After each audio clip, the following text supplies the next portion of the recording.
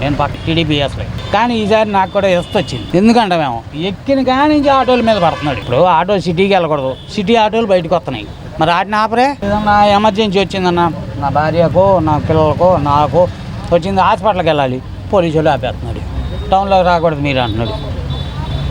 మరి ఏంటి అది పరిస్థితి? అయితే గత ప్రభుత్వంలో వాహన మిత్ర అని జగన్మోహన్ రెడ్డి గారు ఆటోలకు 10,000 వేశారు. అది లేదు, లేకపోయినా మేము బాధపడతలేదు. దానికి తిరగకూడదు అనేది ఆపటం అనేది మాత్రం ఇది చాలా దారుణం. ఇప్పుడు 60 కిలోమీటర్ల పర్మిట్ ఇచ్చింది గవర్నమెంటే.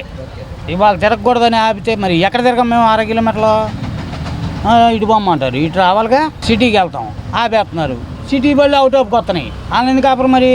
కొత్త ఆటో కొన్నాం, గ్యాస్ కొనమంటున్నారు, గ్యాస్ కొన్నాం, గ్యాస్కి అవుట్ ఆఫ్ అంటున్నారు. ఇప్పుడు వాటిని కూడా వెళ్ళనివ్వమంటున్నారు. మరి ఏంటి అది? మరి ఫ్రీ బస్ అన్నారు, అది మీ ఆటోల పరిస్థితి అంటే ఏం చెప్తారు? అన్నా మరి మా పరిస్థితి ఏంటి? మేమేం తిని బతకాలి? ఫ్రీ బస్ పెడుతున్నావు, అది అలా ఈ ఫ్రీ అనేది ఏదైనా సరే వేస్ట్ అన్న. జగన్ డబ్బులు వేసింది వేస్టే, చంద్రబాబు పెట్టేది బస్సులు అనేది వేస్టే. ఏది లేదు. ఇసుక ఫ్రీ అన్నాడు. ఇంకా ఇల్లు కట్టుకునేవాడు లేబర్ ఒక్క టాటర్ ఇసుక తోలుకుంటున్నాడు చూడు. అమ్ముతున్నారు అంతా. ఒక్కొక్కటి 2 చార్లు కొనేసారు టీడీపీ రాగానే.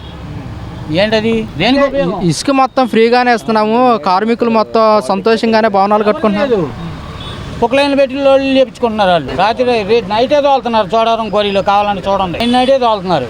ఎవరికి? ఉండవాళ్ళే తోలుతున్నారు, అంతా ఉన్నవాళ్ళే.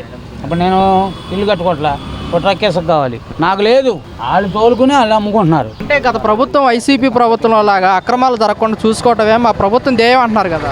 అంటున్నారు. ఎక్కడ జరుగుతున్నాయి?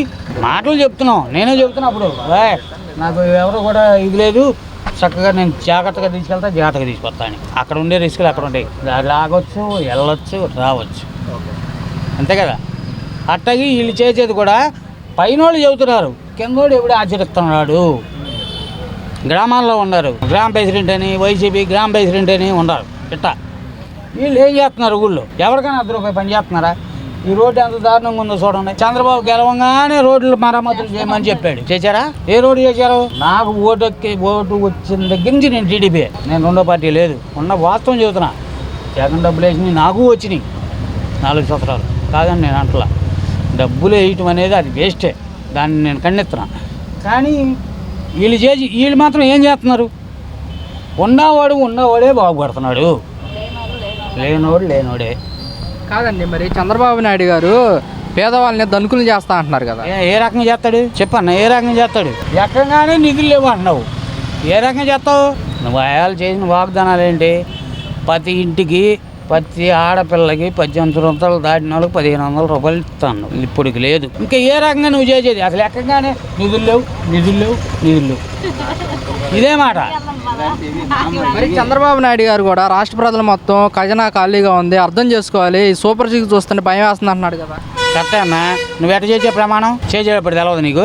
ప్రమాణం చేసేటప్పుడు నీకు తెలవదా?